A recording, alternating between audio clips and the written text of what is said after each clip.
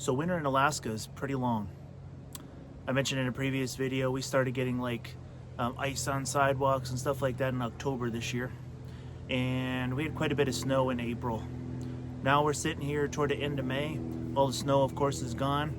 It's getting a little bit warmer, although today's only about 50 degrees. But I want to talk a little bit about ice fishing. So since these winters are so long, you got to find stuff to do. You got to have hobbies. You got to try to get outside if you can. You know, being cooped up all winter long makes for a really, really long winter. So if you're looking for something that can be relatively expensive, but also can be a frugal type of activity as well, ice fishing is a great example. Because if you want to go all out and you want to buy all the stuff, you want to buy a tent, you want to buy an auger, I would recommend a gas-powered auger or an electric auger, not a hand auger. You'll see why on one of these video clips that I have on this video. A sled to put these things in, so when you pull it out on the lake, poles, bait, buddy heaters, you gotta have a license, propane. If you add all of that up and you're gonna buy it at retail, now obviously there's some variables there, you're looking at between $800 and $1,000. So between $800 and $1,000. That's what you're really looking at. Now you can get things cheaper.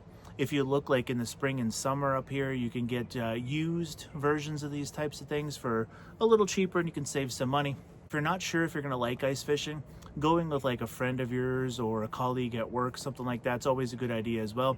I know myself, for example, anytime if I have somebody that's a friend or acquaintance of mine, if they're interested in ice fishing and they really want to give it a try, they're welcome to come out and try it before they buy any of the types of stuff, outside of a license, of course. That you gotta have. So let's get to the videos here. First off, so I have a series of video clips that I'm going to put into this video that I've taken over the last few years. This first one emphasizes why you really do need to have a tent if you're going to ice fish in Alaska, and you're probably going to need that buddy heater, maybe the little buddy with propane, maybe the big buddy with the dual propane tanks, but you're gonna need something. Check this video out. Well, it's minus 22. We're out here in the Houston area doing some ice fishing.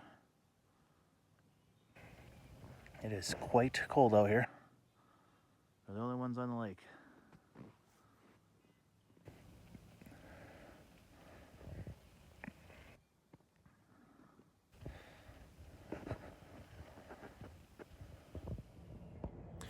So if you caught that, you're looking at like minus 20 or colder that particular day.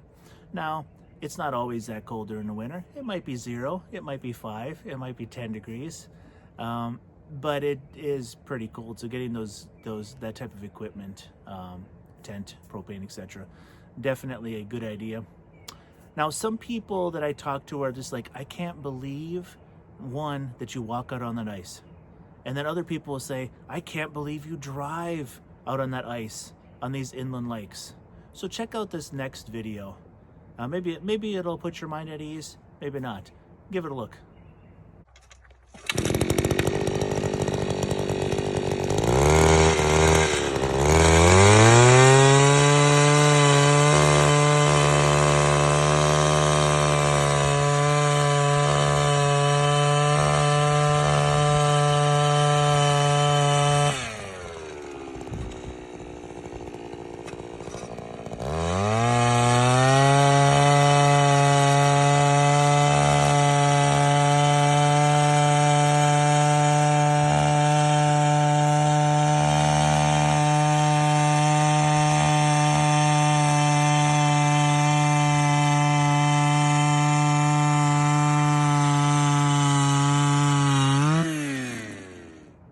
So that video clip was from mid-April last year.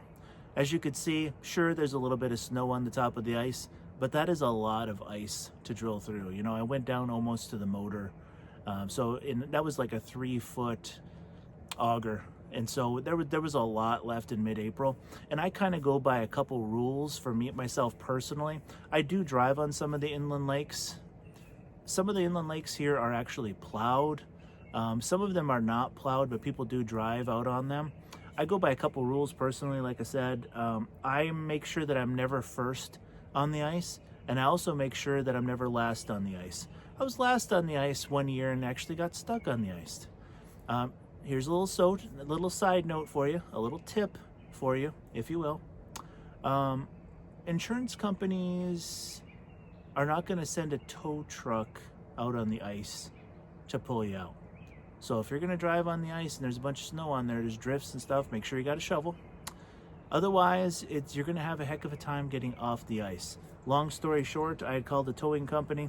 They were not able to take their vehicles out there, but they knew a guy that could come and pull us out. So long story short, we got off the ice. But yeah, it gets a little sketchy sometimes if there's a lot of snow out there. So now we're getting ready to take a look at some fish. So the fish that you're going to see in these upcoming videos are going to be a combination of landlocked salmon, char, and the big one is going to be a really nice rainbow that a friend of mine caught when we went out ice fishing in the Houston area of South Central Alaska. So I hope you enjoy these clips.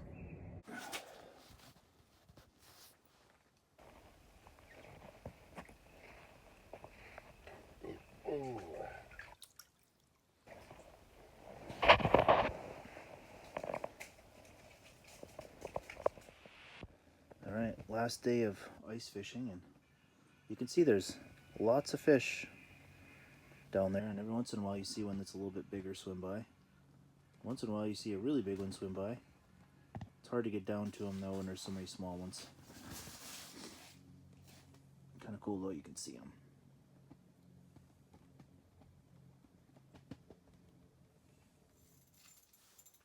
I don't know if I can get it. It looks pretty large. Oh my! Oh my god. So bait wise, in those videos, I usually use salmon roe. You can buy them in like little jars at Walmart and like Sportsman's Warehouse and stuff like that in town. You know, they're $4 or $5 for a jar, maybe $6 now, something like that. But I usually use that. Sometimes we use shrimp. Sometimes you can even use like mealworms, things like that, jigs. It's not super complicated. I usually just go with a plain hook, a little sinker or two, and some salmon roe that you buy in those jars already cured. It's not super complicated, and we've caught some pretty nice fish out there. So ice fishing's really not a super expensive thing to do in Alaska. Again, the winters are long. You gotta find stuff to do out there. I hope you enjoyed this video. If you haven't already, if you'd consider subscribing, that would be awesome. And I'll see you in the next one.